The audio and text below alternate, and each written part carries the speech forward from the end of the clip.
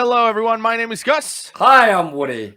and today we'll be reacting to a direct response of your insulting video of you diving Lady Luck, penetrating all over the place, and I wasn't near it. I took that personally. Oh, you were insulted that Yeah, you weren't with me. Is that what you're saying? that's right.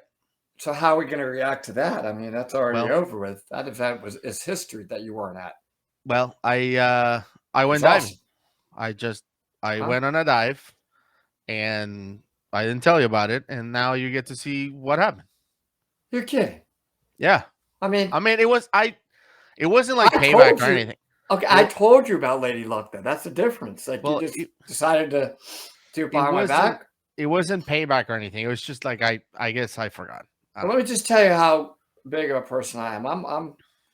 I think I don't know what it is. I think I'm happy for you. I mean, if you Okay, enjoyed it without me, cool. that's great. Let's Good for you. let's check it out and see. Wait, So, wait, wait, wait. You're joking, right?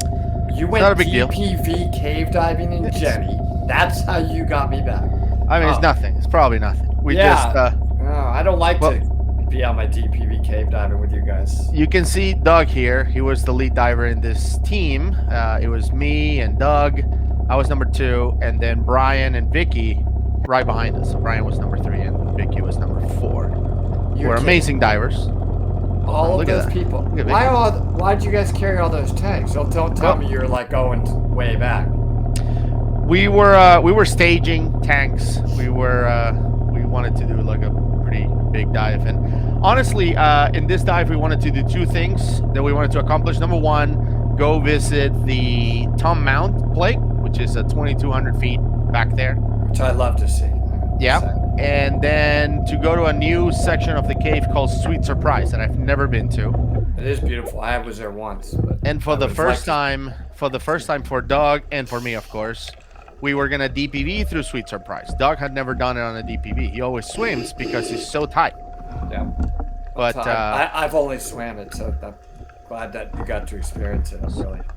We're pretty happy. okay, so right here, Doug, who's the lead diver, is entering what is known as the Devil's Ear, and this is high flow. So as you can see, all those bubbles coming up, that's the flow. So this is me. I'm going next, and you just literally plummet down against the flow and try to avoid this tree trunk.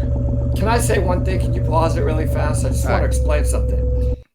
So in the ear, I don't think that people really appreciate it when we say it's high flow. And I just give me a minute to explain what we mean.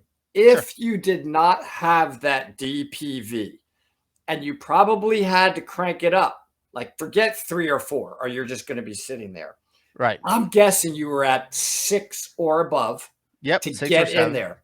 Yep. If you didn't have it, you have to pull on the walls to get down and do that thing. Now, you may say, everybody, oh my goodness, you're touching the cave walls. This particular cave is touched a lot. I watch divers all the time. You have to.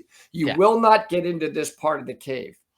If for some reason you stopped that DPV when you're going down through this flow, that thing is going to fly up. Imagine just and suck you back out of the ear. That's what we mean by flow. And I just want to make sure everybody understands that. And this is a spring. As you can see, the water is coming out. We're going against the flow. That way, when we're coming out, we're going with the flow. We're riding the river on the way out. So even if our DPV breaks, we're going with the flow, which is pretty awesome. We don't go the other way, which is siphons. They're called siphons. We don't go on the way in, and then if you have an emergency or something, now you have to swim against the flow. That's a big no-no. So we don't do that. All right, let's move on. So yeah, you're right. I was in 7 right here. Okay, so here we are. This is the right before the lips. So somebody was giving a big okay. Yeah. Now notice that whoever was there on the right, notice that they're sort of they're hiding behind the rock, right? So they're not in the highest flow dynamics of the cave. Looks like she was waiting on you guys or something. Yeah, because Vicky was 4, so I was second. So that's me with the orange fins, and Brian is filming. His camera's mounted on his DPV. We're all on Seacraft Future 1000, so we have the same DPV, all of us. Well, good form. Looks like you're right in the middle. I don't see you kicking. Looks like your tanks are in trim, so yeah, head on in. You know, one thing I will mention though, on this dive, I'm diving the Spirit, which is back mounted. It makes me way bigger instead of the Sidewinder, because we were originally supposed to go diving in the ocean. So I set up my Spirit all the way, everything set up, all checks, everything passed. And then somebody had a medical issue or whatever, and we couldn't go diving in the ocean. So I ended up going to the caves, to dive with Doug, but my Spirit was already set up. So I'm like, forget it. I'm just going to go on the Spirit. So can we stop it? Yeah. And so stop it here for a second. Can you talk a little bit now about this section? It's a really typical section of a cave is to have a portion at the beginning that's a restriction, if you will, to get in. Anyway, explain this section. Yeah, so in this section that you see me right here, this is called the lips. It's a restriction that is about, I would say, like 100 feet from the entrance of the cave at Ginny, and is pretty small. I guess for most people, when you see it for the first time, you're kind of like, okay, this is cool. It feels like you're cave diving because it gets tight. It's not super tight. So you can see, for example, that I have a back mount rebreather right there on my back, and I will still be able to make it. Now, my DPV sits a little below me, so that's so the prop wash or whatever goes underneath my body, right?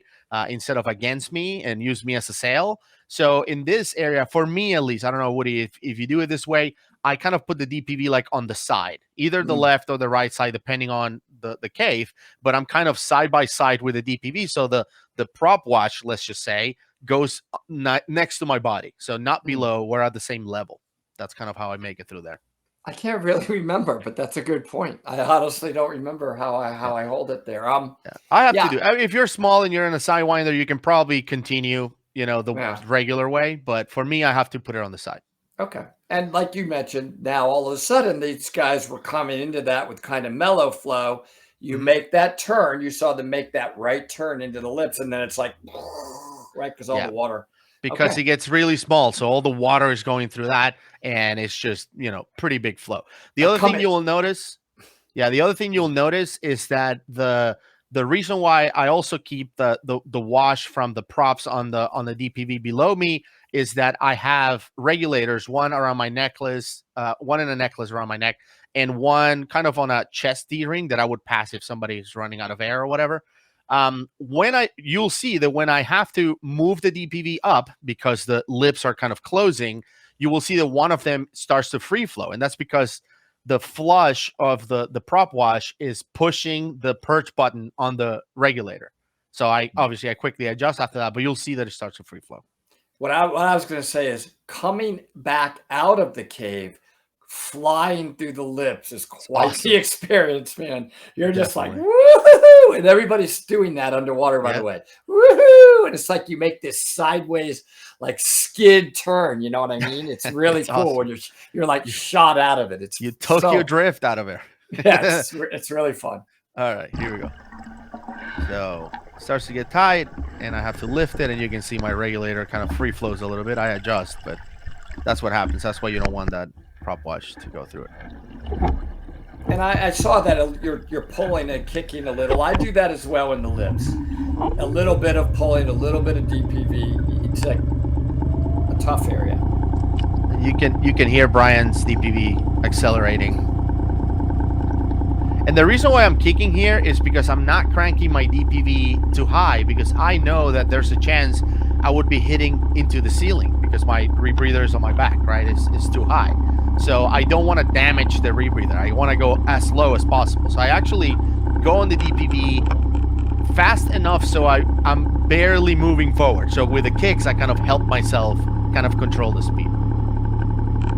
I got to say, this looks like it was really, really awesome. I'm really, awesome. That's awesome. Yeah, I texted you, but I got I don't know, like a busy tone or something. In this portion, were you thinking about me a little bit? Right there, for example. Was I? Oh yeah. No, I'm sure. So here we're going through the keyhole. This is a tight hole as well on the wall where there's a lot of flow, and it really helps to have a DPV through here. Very pretty section, as you can see. It really is. And careful with the overhang. I like to kind of drop under it. Brian just goes next to it. But you can see I'm already below him. Yeah, he's staying up pretty high, but he's in, Brian, the person filming, he lives a few miles from this cave. He dives this thing a couple times a week, by the way. Yeah. So right after the keyhole, it starts to get a little tight, there's a lot of maneuvering. You go left and right and left and right. It's pretty cool. What's amazing is I don't hear anybody cursing at you or rushing you. Oh, they were actually moving at a good speed. That was great. No complaints. Yeah, but when you slowed way down, but it's kind of nice of them.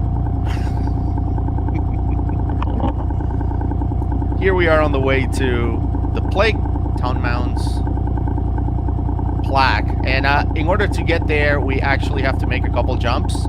And Brian actually got us filming, or he filmed us doing a jump, I think, or at least the beginning of it. So and I think Doug Ebersol actually made that plaque and put it there, right? And that's right. And he's up front. That's right. Diver? Okay. Yep. Okay, so you can see I'm staying up here, away from the bottom, so we don't silt it out, and I'm helping Doug with this jump. By holding your light, looks like you're holding my light, and obviously we put a cookie in there as well. All these videos are raw and unedited. Like, these are all the clips, every second that I have. I don't have anything extra, so I want you guys to see it.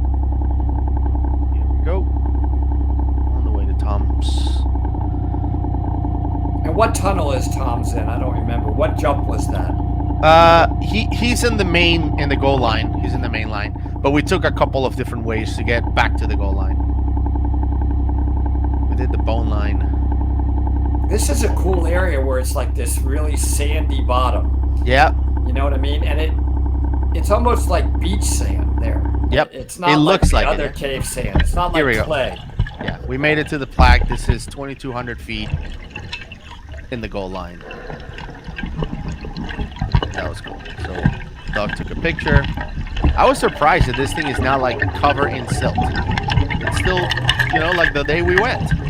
Looks like a good area. They tucked it back in. Okay, so here we are at Sweet Surprise. Very, very slow.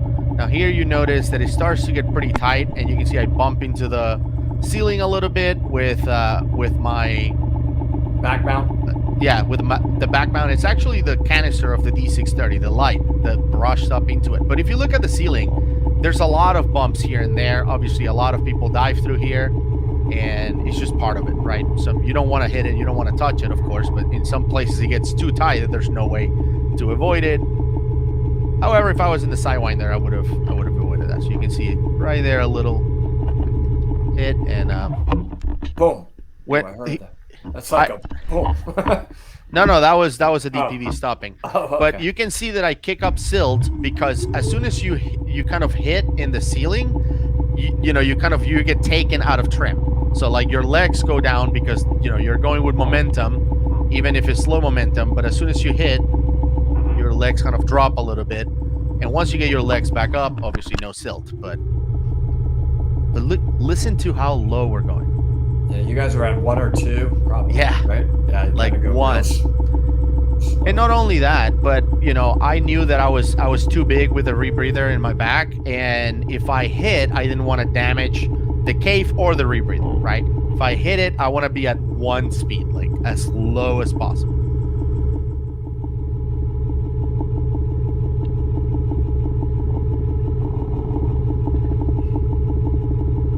When you're going slow, everybody, it's actually harder. So they're maintaining really good trim and buoyancy there because you have less momentum. So, and that was it. After this, you're back out there, right?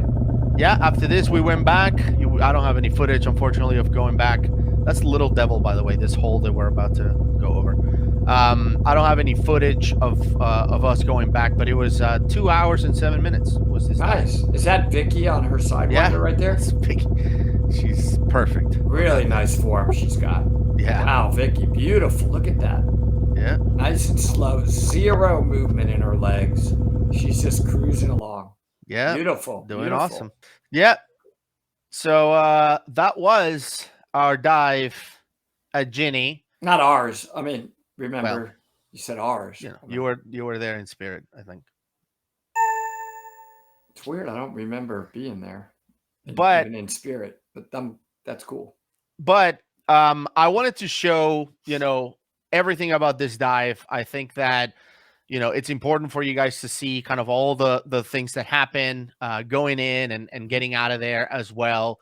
And also some of the mistakes that, we make in dives like that. Like I brush into the ceiling of the cave a couple times. I think that most cave divers would never like release videos where they are making mistakes like that. We are the opposite of that. We always constantly say that we make mistakes and we want people to learn from those mistakes. So here you go. That's all of the footage that we got on that dive. And I'm curious because it kind of shows that cave diving, you need to stay in practice. You can lose your abilities, you can lose your technique. So when was before that? I'm just curious. When was the last time you had gone cave diving? Roaring River, back in August. Well, with your DPV. DPV cave diving, I don't know. May? A few months. I think it was in May when we went to the cave diving conference. That we did Little River. So that was in May. Yeah. Well, you did great. 5 months. Yeah, no, you did great. I mean, but it just shows how it really is a technique. So you need to not just be properly trained, but you need to really do it often. And then to be a cave instructor, I always say, I just think you need to live near cave country to be able to be there. I mean, like a few times a month minimum, in my opinion, because definitely the techniques aren't just what you saw, right? Then you've got to get into, how about if you have multiple jumps, or you have to, connect a circuit, or just, you're multitasking, you're setting the line. That's really another level to be at instructor level, because you're going to have to demonstrate those skills to your cave students.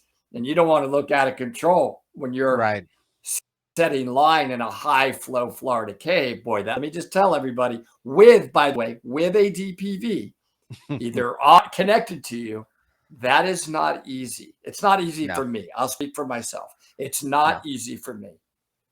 No. And Doug did a great job. Like he had all those jumps to do. And he had bottles to stage along the way. It was a lot of work, and I got to see it because I was the, number 2 on the team. But as usual, he did a great job. So awesome. It was fun. But if you notice during this dive, there was a plaque that, kind of, was placed there after Tom Mounds, passed away earlier this year. And Woody and I actually got to go to the plaque the day it was put there, like an hour afterwards or whatever it was. And in case you haven't seen that dive, I'm going to leave it right here so you guys can check it out. But, hi, everybody. Great video. Awesome. You look great. Sorry you weren't there. I'll try calling you next time. I mean, our text even.